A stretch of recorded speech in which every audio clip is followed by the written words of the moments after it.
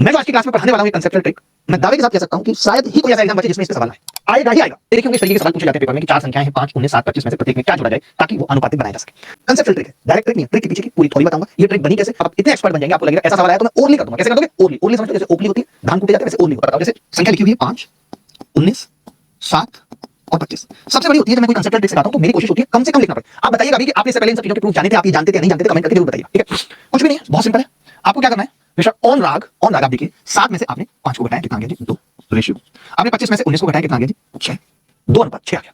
मतलब आपको कुछ नहीं करना, आपको कुछ करना ही नहीं है। देखो फिर क्या करना है, आपने देखा कि जी 5 और 19 का जो अनुपात जिसको हमें कह रहा है समानुपात बनाने की, वो 5 19 में कितने का गैप है? तो आप लेंगे कि 14 का गैप है, 14 का, तो ये 14 का गैप मुझे यहां बनाना है। तो आपने कहा पहले मैं रेशियो को सॉल्व कर लेता हूं। ये रेशियो है 1 और 3 का, तो गैप कितने का? आपने कहा 2 का। मैंने कहा बनाना तो 14 का है, तो 7 से गुणा करनी थी, तो ये होगा 7 और 7 3 21, ये होगा 14 बनाना तो 7 से गुणा करनी थी। अब आप देख के बता सकते हो कि 5 में क्या जोड़ेंगे 7 बन जाए, तो आपने कहा 2।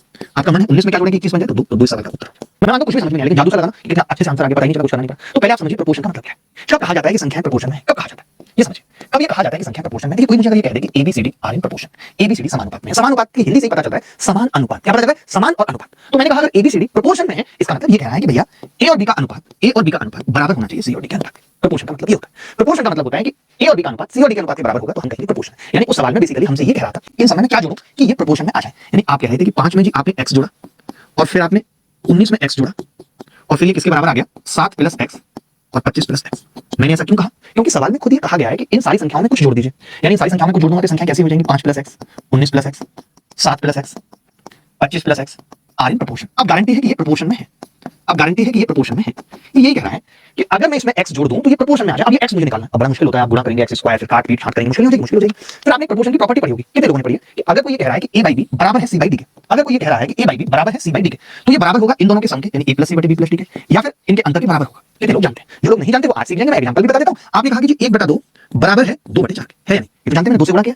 रेशियो की प्रॉपर्टी होती है कि आप रेशियो को ऊपर नीचे किसी भी सेम संख्या से गुणा करो तो रेशियो नहीं बदलता। हमने गुणा कर लिया 2 से। तो अब मैं आपको दिखा रहा हूं जो बात मैंने बताई है ऊपर, उसको प्रूफ करके दिखा रहा हूं। अगर आप इन दोनों को जोड़ दें 1 और 2 तो कितना होगा? 3। 2 और 4 को जोड़ने कितना होगा? 6। तो ये कितना आ गया जी? 1/2 आ गया। आप घटा लीजिए, 2 में से 1 घटा लीजिए, कितना होगा? 1। अब 4 में से 2 घटा लीजिए, कितना होगा? 2। यानी आ गया सेम। यानी ये प्रॉपर्टी रेशियो की आपने पढ़ी है कि अगर दो रेशियो इक्वल है, प्रोपोर्शन है, तो ये बराबर होगा इसके सम के भी और अंतर के भी बराबर होगा। ये बात तो आपने जान ली। अब फिर वापस उसी सवाल पे आते हैं, कैसे कनेक्ट कर रहा हूं, अभी तो आप प्रूफ समझ पाएंगे इस ट्रिक का। अब आप देखिए मैंने ये कहा कि भाई ये दोनों रेशियो बराबर है, तो फिर इनका अंतर भी बराबर होगा या नहीं? मैंने इसमें से इसको घटाया तो आपने कहा x से x कट जाएगा, 7 में से 5 जाएंगे, कितना बचेगा? 2। बचेगा नहीं? आपने कहा बचेगा 2। मैंने कहा x से x कट जाएगा, 25 में से 19 जाएंगे, कितना बचेगा? 6। आपने कहा कि जी 1/3 आ गया।